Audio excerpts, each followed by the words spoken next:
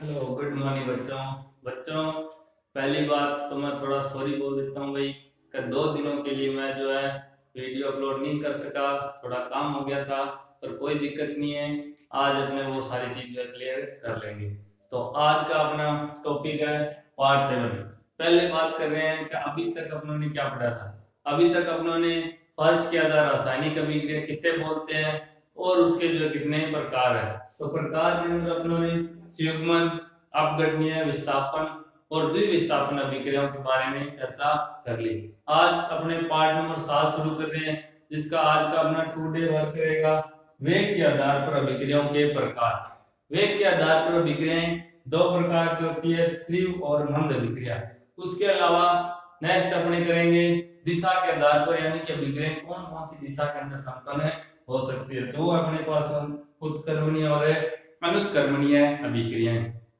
तो आप लोग जो है पार्ट 7 आज जो शुरू कर रहा हूं मैं।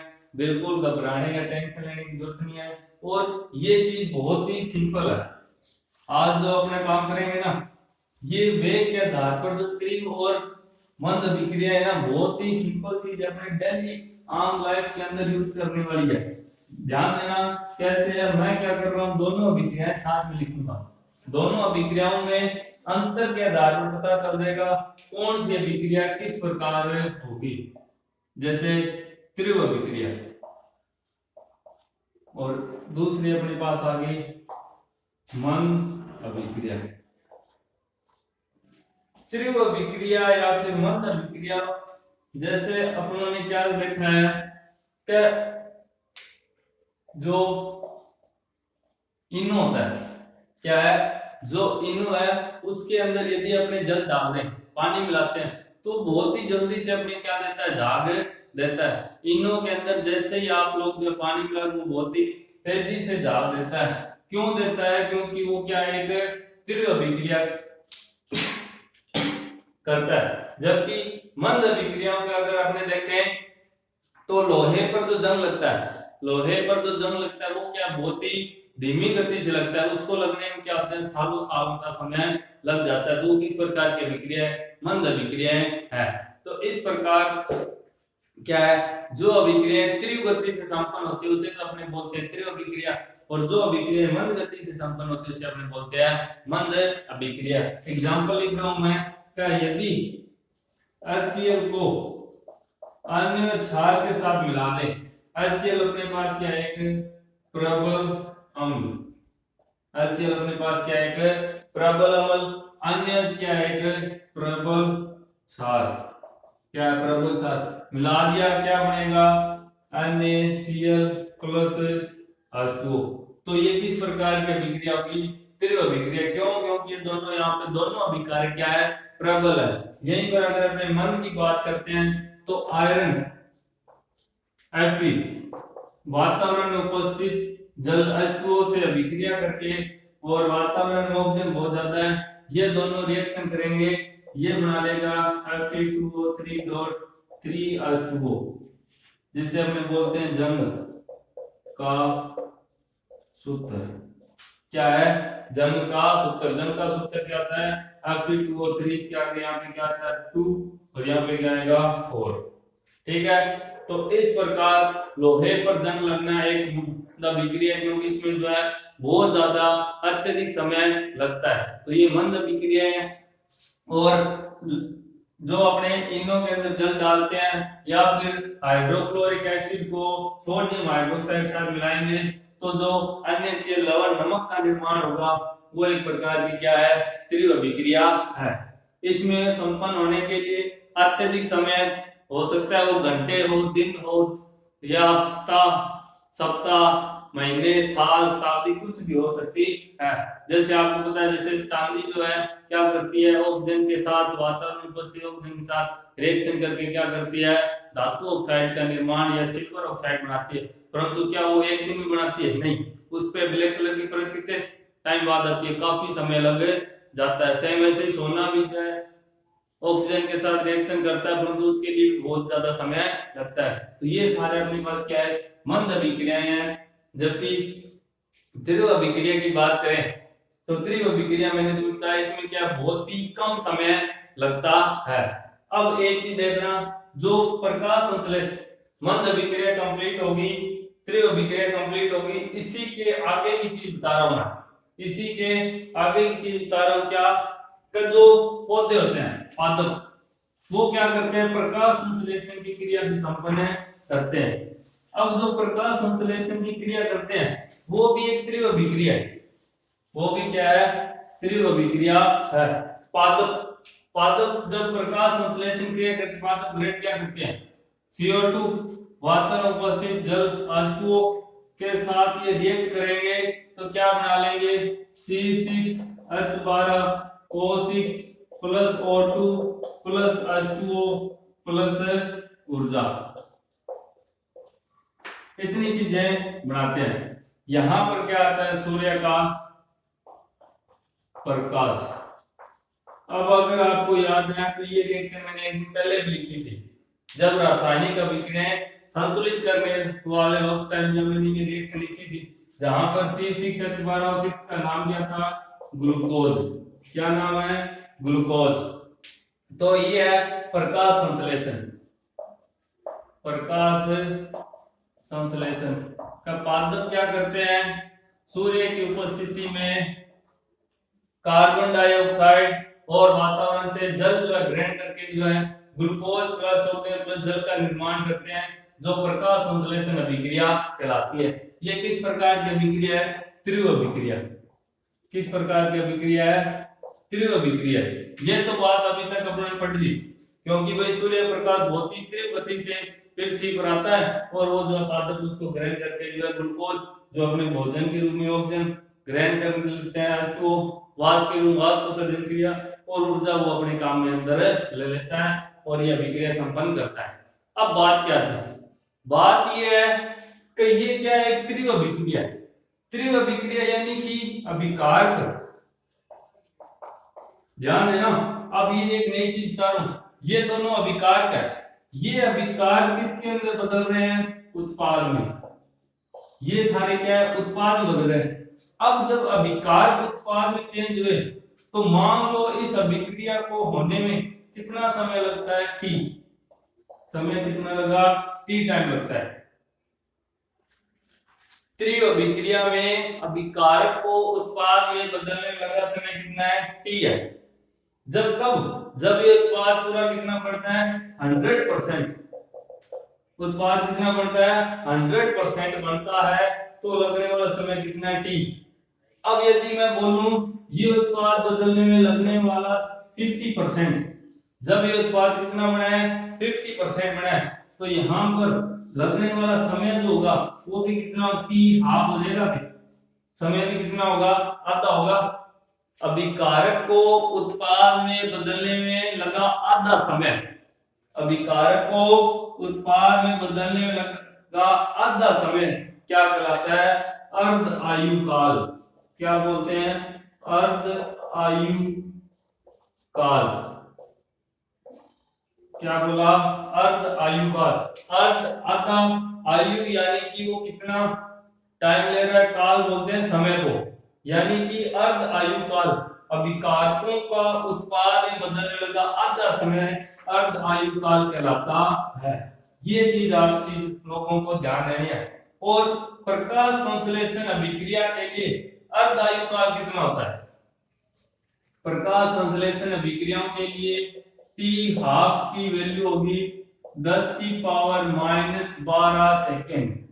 ये चीज आपको ध्यान देनी है। अभी प्रकाश संश्लेषण अभिक्रियाओं के लिए अर्ध आयु काल का मान होता है 10 की पावर -12 सेकेंड। क्या है, 10 की पावर -12 माइनस के अंदर, यानी कि ये अभिक्रिया इतनी तीव्र गति से होती है कि उसको प्लस के अंदर भी नैनो टाइम नहीं लगता, माइनस के अंदर टाइम लगता है। तो ये बात थी तीव्र अभिक्रिया की। एक नई चीज ये है, बात समझ में आ गई। अर्ध आयु काल किसे बोलते हैं, अभिकारक का उत्पाद बदलने में लगा आधा समय अर्ध आयु काल कहलाता है। और प्रकाश संश्लेषण अभिक्रिया के लिए अर्ध आयु काल का मान होता है 10 की पावर -12 सेकेंड। तो यहाँ पर अपने वेग के आधार पर दोनों अभिक्रियाएं होगी, कंप्लीट, तीव्र और मंद। अब अपने नेक्स्ट कर रहे हैं उत्क्रमणीय व अनुत्क्रमणीय अभिक्रिया किसे बोलते हैं।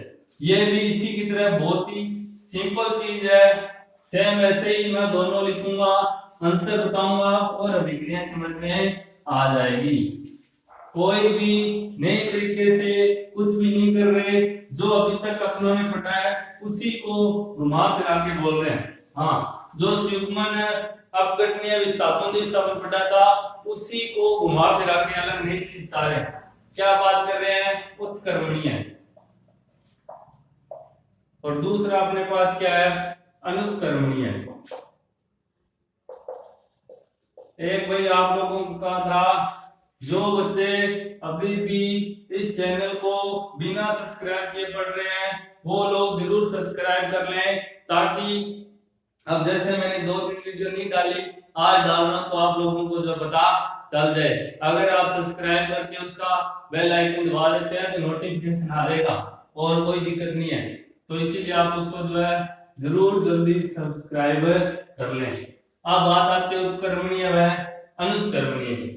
उत्क्रमणीय और अनुत्क्रमणीय अभिक्रिया किसे बोलते हैं? उत्क्रमणीय को छोड़कर पहले मैं क्या कर रहा हूं? अनुत्क्रमणीय बता रहा हूं। अनुत्क्रमणीय का आपको पता है, जैसे कार्बन को अगर मैंने ऑक्सीजन की उपस्थिति में जला दिया, कार्बन को क्या किया? ऑक्सीजन की अनुपस्थिति में जला दिया, तो ये क्या बना लेते हैं? CO2 का निर्माण करते हैं। कार्बन यानी कि जैसे लकड़ी है, इसको अपनों ने जलाया, CO2 कार्बन डाइऑक्साइड गैस बन के धुआं निकल गया। अब जब बात ये तो आगे अनुत्क्रमणीय, पर लेकिन उत्क्रमणीय अभिक्रिया, उत्क्रमणीय अभिक्रियाओं के अंदर का जैसे मेरे पास नाइट्रोजन है, जैसे मेरे पास क्या है? नाइट्रोजन। अगर मैं इस हाइड्रोजन गैस के साथ मिला दूं, अगर नाइट्रोजन गैस को हाइड्रोजन के साथ मिला दिया तो ये क्या कर लेते हैं? NH3 अमोनिया का निर्माण करेंगे। अभिकारक इसमें चेंज हुआ, उत्पाद, पर लेकिन ये अभिक्रिया यहाँ पर आकर के रुकती नहीं है। ये अमोनिया जो है ना, ये क्या करता है? थोड़े टाइम बाद में वापस क्या कर देगा? नाइट्रोजन और हाइड्रोजन गैस को अलग अलग कर देता है, यानी कि उत्पाद पुनः वापस किसमें आ गए? अभिकारक में आ गए। अभिकारक में आ गए तो ये अभिक्रिया क्या हो रही है? दोनों दिशा संपन्न हो रही है। यहाँ पर तीर देखो एक ही दिशा में, यहाँ पर क्या है? दोनों दिशा के अंदर तीर लगाया है। का अभिकारक उत्पाद बनाएंगे और वही उत्पाद क्या करते हैं? वापस जो है अभिकारक का निर्माण करते हैं। ऐसी अभिक्रिया को उत्क्रमणीय अभिक्रिया कहते हैं। बात समझ में आई? एक बार फिर ध्यान देना, उत्क्रमणीय वे अभिक्रियाएं जो दोनों दिशाओं में संपन्न होती हो, वे अभिक्रियाएं जो दोनों दिशाओं में संपन्न होती है। अभिकारक से उत्पाद, उत्पाद से पुनः अभिकारक का निर्माण करते हैं, उत्क्रमणीय अभिक्रिया कहलाती है। जबकि अनुत्क्रमणीय अभिक्रिया वे अभिक्रियाएं जो केवल एक ही दिशा में संपन्न हो, अनुत्क्रमणीय अभिक्रिया कहलाती है। वो अभिकारक से केवल क्या बनाती है? उत्पाद का निर्माण करती है। तो ये थी बात। इसके अलावा इसका एक और अगर मैं एग्जांपल देखूं तो आपको बहुत ही आसानी समझ में आ जाएगा।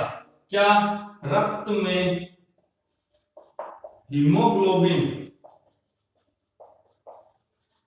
हीमोग्लोबिन द्वारा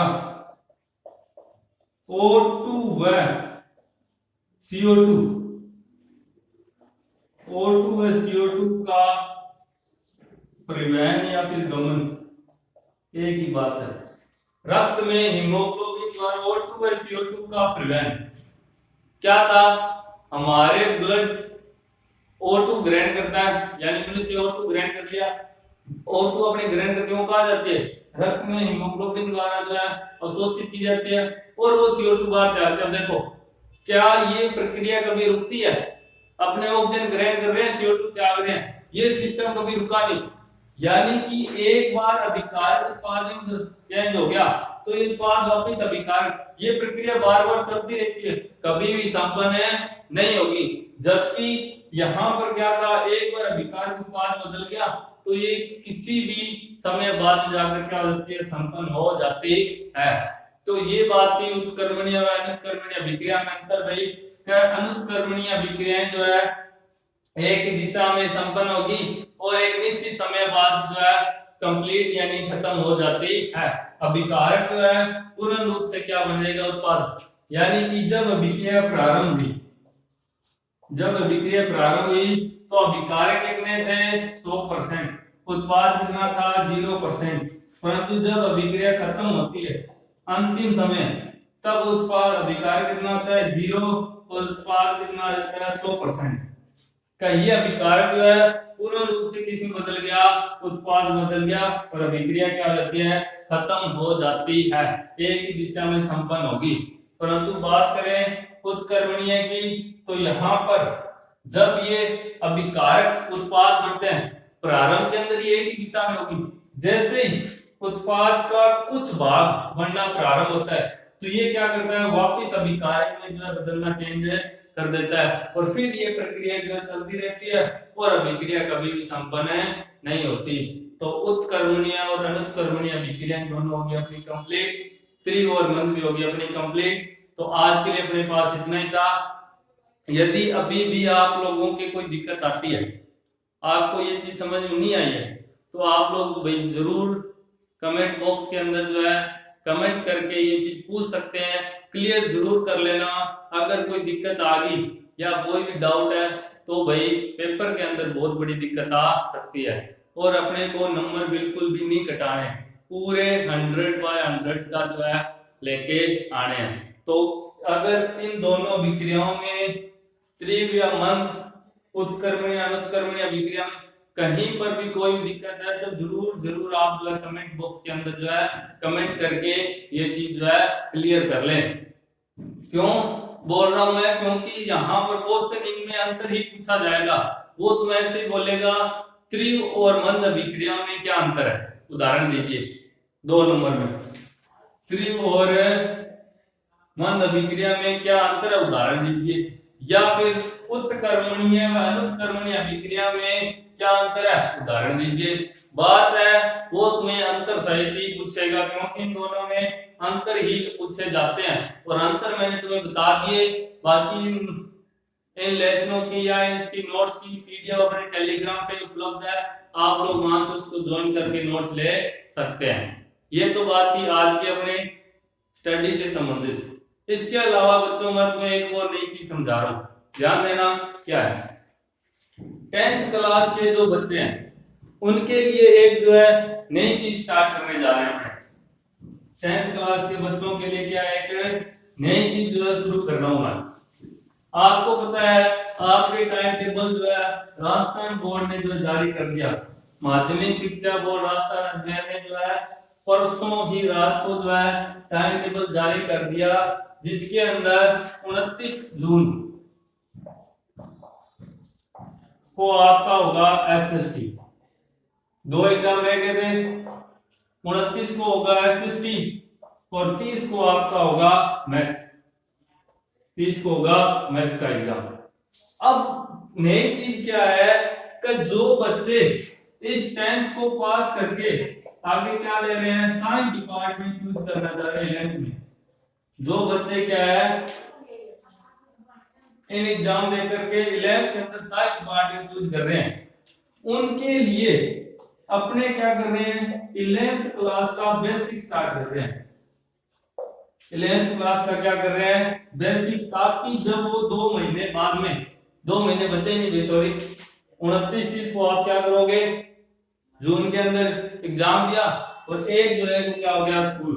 अब जो 1 महीने के अंदर ये वाली चीज पढ़ोगे या फिर आगे जाकर के वो दिक्कत, इसलिए अपने क्या कर रहे हैं जो कई बच्चे क्या है लगभग बच्चों का पहले से टारगेट फिक्स होता है कि मेरे को आगे जो है ये सब्जेक्ट लेना है। तो जो बच्चे 11th क्लास के अंदर साइंस डिपार्टमेंट साइंस लेना चाहते हैं उनके लिए ये एक नई चीज है, अपने क्या कर रहे हैं 11th क्लास का बेसिक स्टार्ट कर रहे हैं, ताकि उनको आगे जाकर के कोई दिक्कत ना आए। अपने कोई ज्यादा डीपली या हाई चीज नहीं करेंगे, वही चीज बताऊंगा जो अपनों ने अभी तक जो है पढ़ रखी है, बस थोड़ा सा 11th के बारे में चर्चा करेंगे। तो एक तो थी ये चीज। अब आपको क्या करना है, जितने भी आपके साथी संबंधी कोई लोग हैं, जो बच्चे आपके साथ में पढ़ रहे हैं अदर स्कूल में या कहीं पर जो अपने चैनल के साथ नहीं जुड़े हैं, उन बच्चों को भी आपको जो है ये चीज बता सकते हो, शेयर कर सकते हो कि जी इस चैनल पे कौन सा चैनल कौन सा भाई फिजिक्स विद वीके स्वामी, ये अपना YouTube चैनल है। ठीक है, इस ऊपर जो है आप लोग जो है ऑनलाइन जो है ये चीज पढ़ सकते हैं, देख सकते हैं। तो ये चीज आपको कोई क्या करनी है, आगे शेयर करनी है, पहली बात। इसके अलावा एक सेकंड चीज और है जो बहुत ही ज्यादा इंपॉर्टेंट है, वो है 10वीं और 12वीं दोनों के बच्चों के लिए। वो क्या चीज है, 10वीं 12वीं के दोनों के लिए। क्या आप लोगों ने एग्जाम दिया, 11th में पहुंच गए, साइंस ले ली, यहां से आप लोग 2 साल बाद में, हाँ 2 साल बाद में क्या करते हो, 12th क्लियर करोगे। उसके लिए यदि आप नीट या आईआईटी का एग्जाम देना चाहते हो, नीट या आईआईटी का एग्जाम देना चाहते हो, ये भी बहुत सारे बच्चों के पहले से क्लियर होता है। भी मेरे को 11th जो फाउंडेशन करनी है, फाउंडेशन का मीन्स ये होता है उसको 11th साथ में क्या करवाते हैं, नीट या आईआईटी की तैयारी करवाते हैं। अब वो तैयारी तो अभी करेगा, परंतु एग्जाम कब होगा, 2 साल बाद जब आप 12th कर लोगे। तो वही चीज अपने यहाँ पे कर रहे हैं कि जो बच्चे आईआईटी या नीट की तैयारी करना चाहते हैं, यानी फाउंडेशन बैच, जो क्या कर रहे हैं फाउंडेशन बैच में जाना चाहते हैं, उनके लिए भी ये एक चीज है कि अपने जो है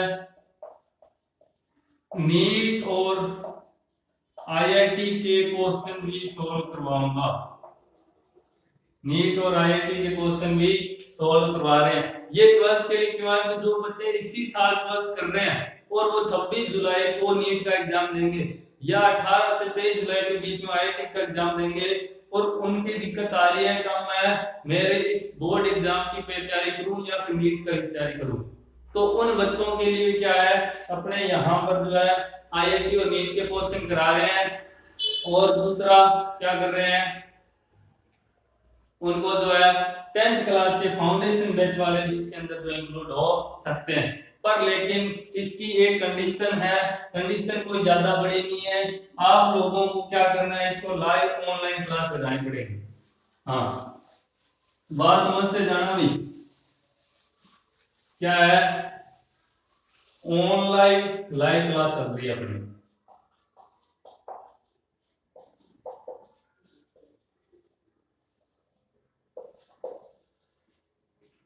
अब ये ऑनलाइन लाइव क्लास अपने इस चैनल पे नहीं है, ये चैनल अपना है एग्जाम साइंस। अपना यूट्यूब चैनल क्या है,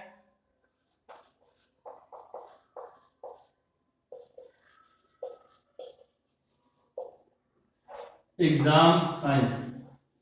ये एग्जाम साइंस अपना यूट्यूब चैनल है जिसके ऊपर ऑनलाइन लाइव क्लास चल रही है, जिसमें आपको क्या करवाना पड़ेगा, रजिस्ट्रेशन करवाना पड़ेगा, यानी कि आपको एक प्रकार से उसमें एडमिशन लेना है। उस एडमिशन लेने के बाद में आपकी जो भी फीस है वो आपको वहां पे बता दी जाएगी। उसके अंदर आप फीस डिपॉजिट करके इस ऑनलाइन लाइव क्लास के अंदर जो अपना एडमिशन करा सकते हैं। तो 10th वाले तो है, 11th 12th फाउंडेशन वाले और 12th जो इस साल जो कर रहे हैं वो जो उसके अंदर एडमिशन ले सकते हैं। तो ये थी आपके लिए बच्चों, जो भी आपके कांटेक्ट में अदर बच्चे हैं जो अपने इस चैनल पे नहीं जुड़े हैं, वो क्या कर सकते हैं, इस चैनल पर जुड़ने के लिए आपको आगे क्या करना है, शेयर करना है और उनको भी बताना है। तो ओके बच्चों, जितना हो सके आप जल्दी जल्दी इस रजिस्ट्रेशन के अंदर जो है आकर के एडमिशन ले, ताकि जल्दी से अपने जो इसको कोर्स करवाने की करें, क्योंकि समय बहुत कम है। 26 जुलाई क्या है, 26 जुलाई को तो नीट और 18 से 23 जुलाई 18 से 23 जुलाई को आईआईटी का एग्जाम होगा। तो अपने पास टोटल टाइम कितना रहा, 1 मंथ का ही रहा है, 1 महीने का टाइम रहा है। तो इसीलिए एक जितना जल्दी हो सके आपको लोगों को क्या करना है, इसको आगे शेयर करके बच्चों को शेयर करना है, ताकि वो भी इस चीज का फायदा उठा सके। तो ओके बच्चों, पढ़ते रहना, गुड बाय, गुड लक।